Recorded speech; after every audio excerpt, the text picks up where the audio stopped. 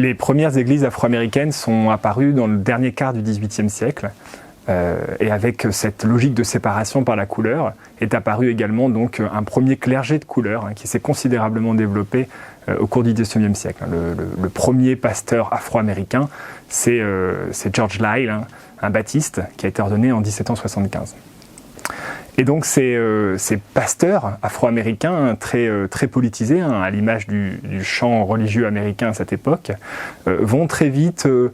combattre assez vaillamment donc à la fois l'esclavage et le préjugé de couleur. Et c'est dans ce cadre qu'ils vont développer ce qu'on pourrait appeler une théologie de la libération, un petit peu avant l'heure, dans lequel ils vont s'attaquer essentiellement aux différents récits bibliques qui ont été utilisés par les abolitionnistes et par un certain nombre de théories racistes, qui sont ceux de la malédiction de Canaan et de la marque de Caïn. Ils vont les attaquer en utilisant la table des peuples à leur tour, en investissant considérablement donc, ce champ tout à fait important à l'époque, qui est celui des savoirs sur la hiérarchisation des races. Et dans ce cadre, eh bien, ils vont essayer à la fois de déconstruire les fondements religieux d'une infériorité des Noirs et en même temps de montrer le rôle très important qu'ont pu jouer les Noirs dans le récit biblique. L'expression « Darker Races » a structuré le nationalisme et l'internationalisme noir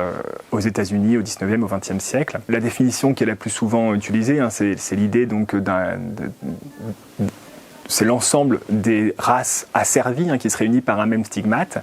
Et le problème que pose cette définition, c'est qu'elle a tendance à nous faire oublier les fondements à la fois religieux et généalogiques de l'expression. C'est-à-dire que cette expression, en fait, elle a pris pour la première fois le sens très politique qu'on lui connaît dans un contexte religieux, et notamment dans un contexte très particulier qui est celui du méthodisme afro-américain.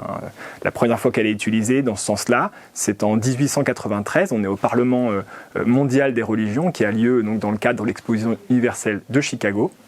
Et c'est dans ce cadre que deux pasteurs méthodistes, afro-méthodistes, vont l'utiliser pour rappeler quelque chose qui est essentiel à l'époque, c'est-à-dire que ces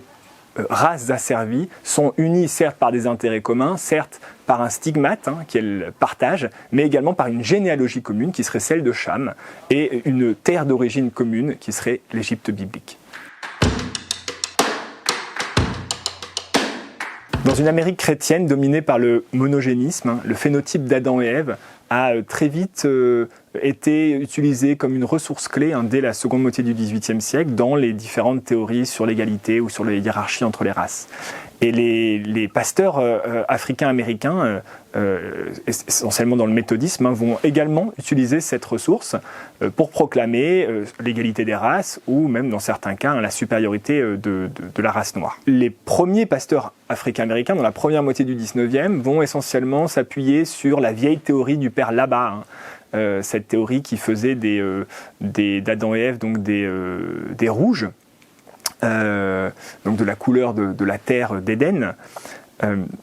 une théorie qu'ils ont lue chez les abolitionnistes britanniques du XVIIIe siècle, et à des abolitionnistes qui avaient pris soin donc d'enlever tous les passages, d'évacuer tous les passages du père Labat sur l'infériorité des Noirs,